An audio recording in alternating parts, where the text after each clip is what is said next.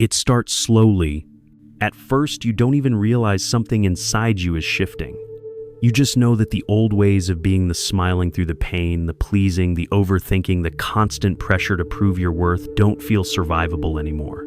What used to protect you now feels like it's crushing you. You laugh less. You cry when no one's watching. You wake up and feel nothing. Or worse, you feel everything. If this is where you are right now, don't look away. Stay with me. Because something else is happening too. Beneath the ache, beneath the noise, a quiet voice is rising. And it's whispering the truth. You are entering the most transformative phase of your life. No, not the kind of transformation that comes from a vision board or reading another self-help quote on Instagram. This is not the pretty kind. It's the kind that burns. The kind that takes you apart piece by piece until the only thing left is the real you. The one you buried under years of pretending, surviving, and carrying what was never yours to hold. And I know you might be scared, you might be exhausted, but hear this, there's nothing wrong with you. You're not too broken, you're not too late, you're not too much, you're awakening. This moment, right now, is the beginning of a sacred unraveling, and no one else may understand what you're going through. They might think you're being too sensitive, that you're overreacting, that you're selfish for pulling away. Let them think it.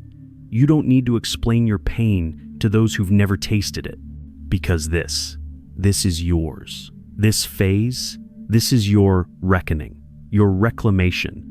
And yes, it might feel like your world is collapsing, but maybe it's just finally telling the truth.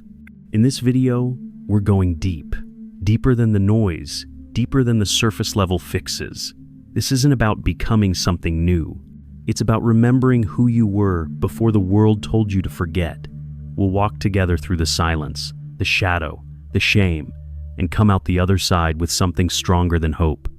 A knowing, a fierce clarity, a return. So if you've been feeling lost, hollow, or like your soul is screaming for something more, you're not alone. You're not crazy. You're on the path back to yourself. Take a breath. This space is yours. And if something inside you already knows this message was meant for you, go ahead, like this video. Subscribe. Not for me, for you. For the part of you that's tired of pretending and ready to heal, even if your voice shakes when you say it. Now, let's begin. There's a moment that comes in every person's life where silence becomes unbearable. Not the silence of the room or the absence of noise, but the silence of your own truth. The silence that's been sitting in your chest for years. That place where your voice used to live before it learned to stay quiet, before it got tired of asking to be understood. That silence starts to crack.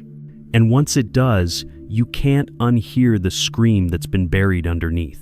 You begin to feel things differently. The friends you once laughed with feel like strangers now. Their jokes no longer land. The rhythm you shared once feels forced, and at first you think it's you. Maybe you're the problem. Maybe you're just too sensitive, too intense, too deep. But that's not the truth, is it? The truth is, you're waking up. You're starting to notice the emptiness in conversations that never go past the surface. You're starting to feel how your body tightens when you say yes, but your soul is screaming no. You're starting to remember what your own heart sounds like before the world told you to quiet down. This is what Carl Jung meant when he said, "Until you make the unconscious conscious, it will direct your life and you will call it fate." You're not broken, you're becoming aware. And awareness, for someone who has lived in numbness, is the most painful kind of birth. You'll start to grieve, and not just for people or moments lost. You'll grieve for the years you spent abandoning yourself to be loved, for the younger version of you who thought they had to perform to be worthy, for the countless times you said, "I'm fine," when you were bleeding inside. That grief, let it come. Don't run from it. It's not weakness. It's proof that you're finally telling the truth. And the truth doesn't destroy you. It liberates you. But here's the part no one talks about. Transformation is lonely. You will outgrow people who were never meant to walk with you to the next chapter. You will lose things you thought you couldn't live without, and you will survive.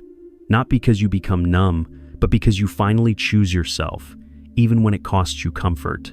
You'll start to hear your own voice again. At first, it's just a whisper, a subtle tug when something feels off, a soft ache when you betray your own needs, a flicker of fire when you speak your truth, even if your voice shakes. That voice, it's sacred. It's the part of you that never gave up, the part of you that's been waiting for this moment, and when you begin to trust it, your life begins to change. You stop chasing people who make you feel invisible. You stop apologizing for your emotions. You stop explaining yourself to those committed to misunderstanding you. And in that sacred space of choosing yourself, you meet someone new yourself, not the version of you that performed or pleased or endured, the real you, the one that always knew you were meant for more than survival. This is not a breakdown, this is a breakthrough. You are not falling apart, you are falling inward. And yes, it hurts. It's meant to. Because this is the phase where every lie you believed about yourself starts to crumble. The lie that you had to earn love. The lie that your worth is based on your productivity. The lie that being needed is the same as being loved. None of that is true. And as those lies fall away, something terrifying and beautiful happens. You begin to see yourself clearly, not as broken, not as hard to love, but as someone who has always been enough, even when the world forgot to remind you.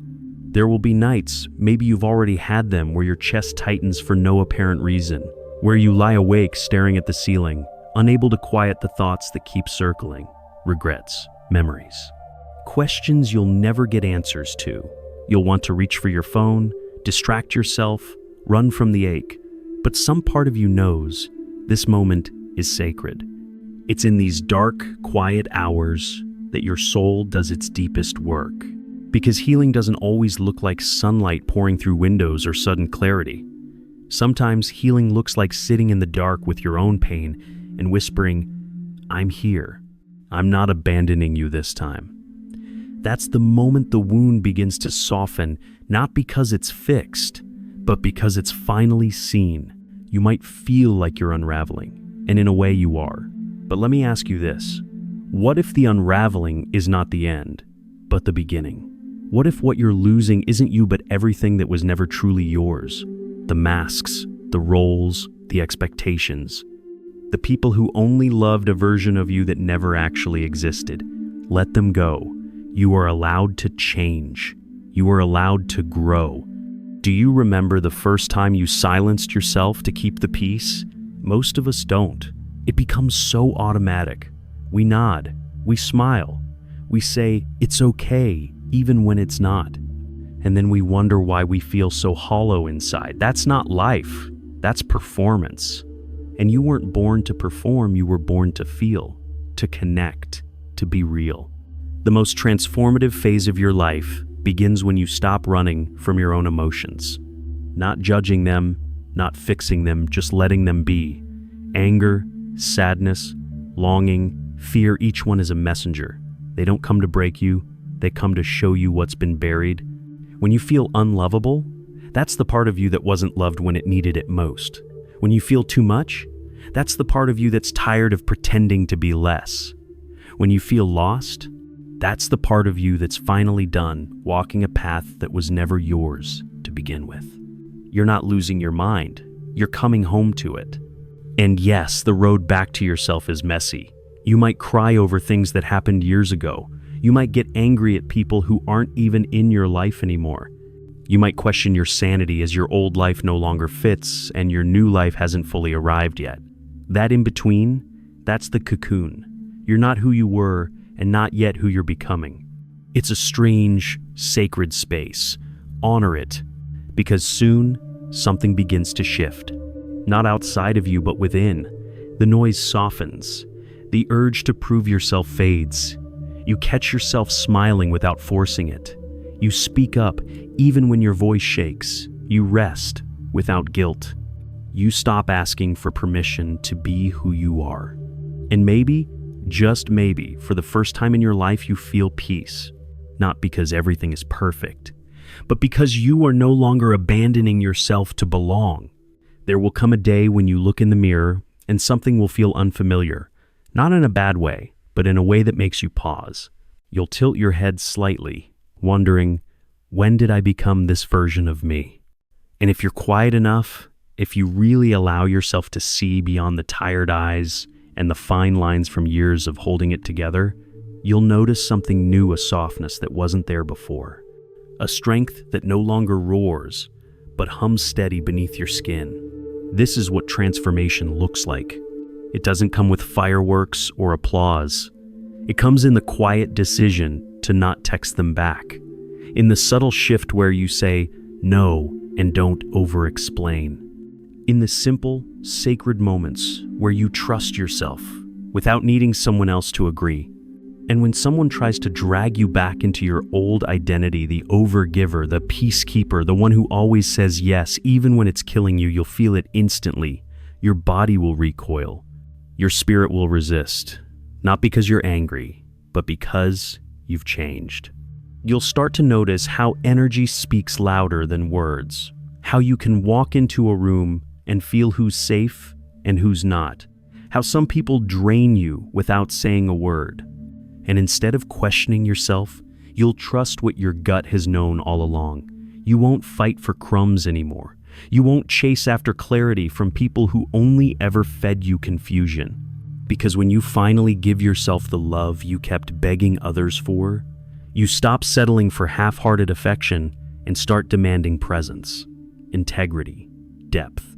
And this doesn't mean you'll stop hurting, it just means your pain won't define you anymore.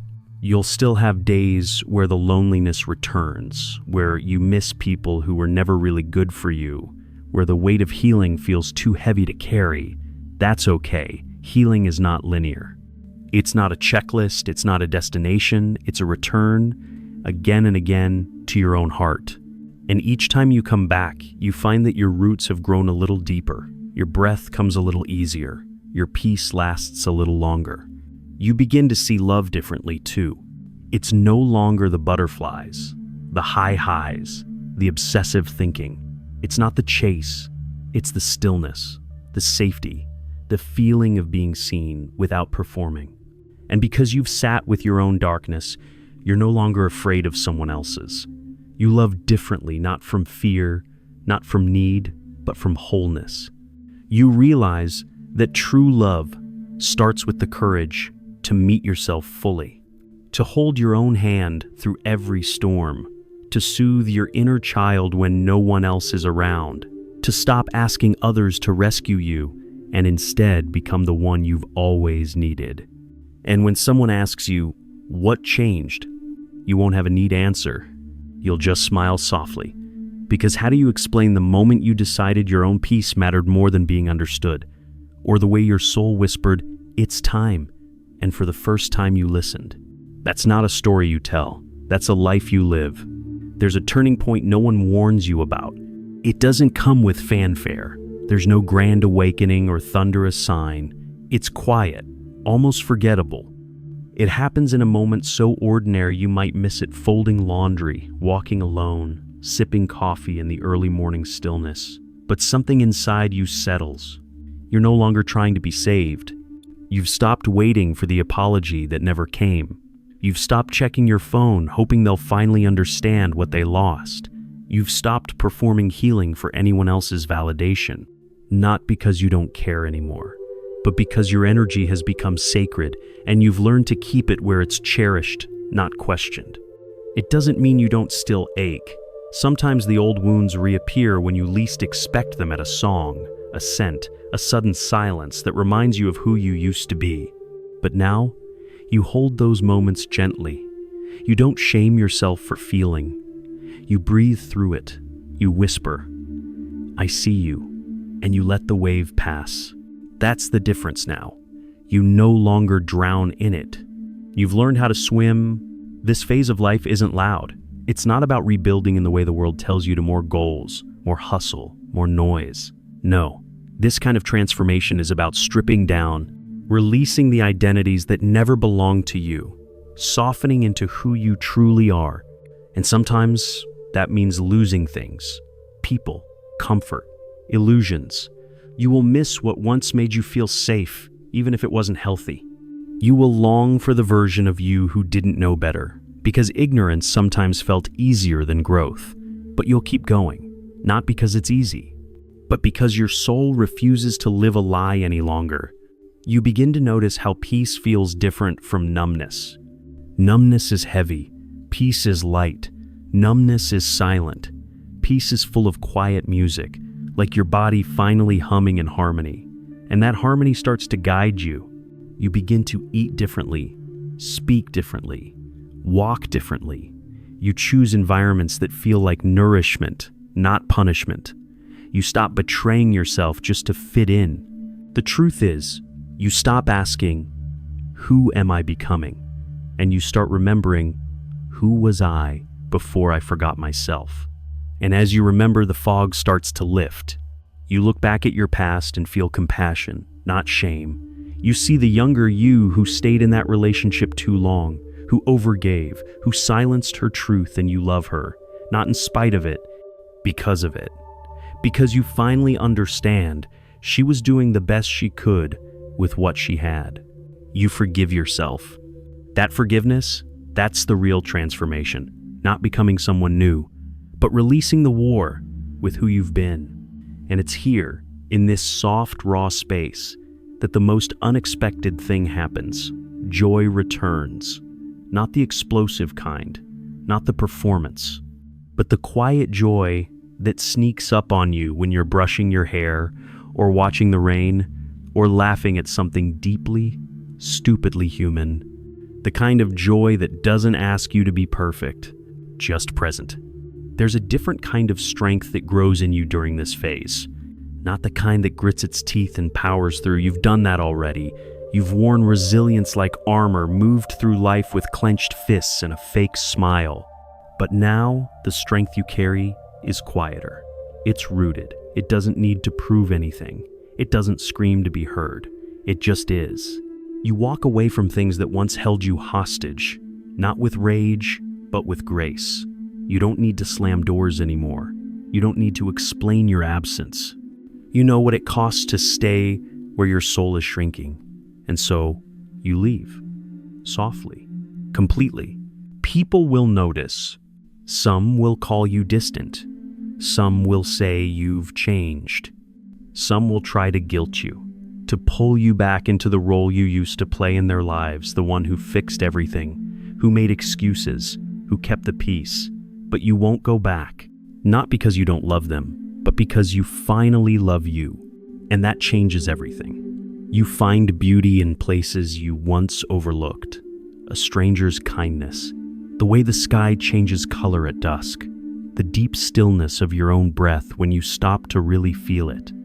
These small sacred things feel like miracles, and in a way they are, because they're reminders that you don't need chaos to feel alive. You don't need to chase love. You are already whole. The urgency fades. The need to be seen, to be chosen, to be understood, it softens. You no longer beg for closure. You no longer reach for people who drop your heart like it's weightless. You realize that real love isn't earned. It isn't coaxed out of someone. It's offered freely, and anything less than that is not yours to hold. You begin to cherish your solitude, not in a lonely way, in a holy way, in a way that feels like exhale. You enjoy your own company. Your thoughts become less hostile. Your inner critic becomes quieter. You start to become a safe place for yourself. You decorate your space with intention. You fill your days with slowness, with presence, with peace, and you start to crave that more than validation. You become your own sanctuary. And from that sanctuary, something incredible emerges. Discernment. You no longer see the world through wounds. You see it through wisdom. You recognize when something is off, not because you're paranoid, but because your body speaks in subtle truths now. You trust it. You honor it. You walk away without needing a map, because your intuition has become your compass. It doesn't mean you stop loving deeply. Oh, you'll love deeper than ever. But now, you know that love doesn't mean losing yourself. Love doesn't mean becoming small. Love doesn't mean suffering silently just to stay connected. You choose love that feels like freedom, like presence, like a full body yes. And when that kind of love finds you, whether in a partner, a friend, or in your own reflection, you'll recognize it. You'll no longer question if you're worthy. You'll know that you are. And you'll meet that love not with desperation, but with open hands. You won't grip it tightly, afraid it'll leave. You'll let it breathe, because you trust that what's meant for you stays. That's the transformation, not a destination. A homecoming. You wake up one morning and it feels different. There's no sudden epiphany, no fireworks, no audience clapping at the edge of your bed, just a quiet shift. You open your eyes, and for the first time in what feels like years, you don't dread the day ahead. You're not performing anymore. You're not chasing, proving, fixing. You're just, and here finally feels safe. You pour your coffee slower. You let the sun hit your face for a few extra seconds. You don't rush. You don't shrink. You feel your feet on the ground, and there's this deep knowing in your bones. I made it. I'm not who I used to be. I'm someone new. Or maybe I'm just finally someone true. You might laugh a little, not out loud, but on the inside, at the girl you once were, who thought she had to bend and break just to be loved. The one who wore a mask so tightly, it left bruises. The one who apologized just for having needs.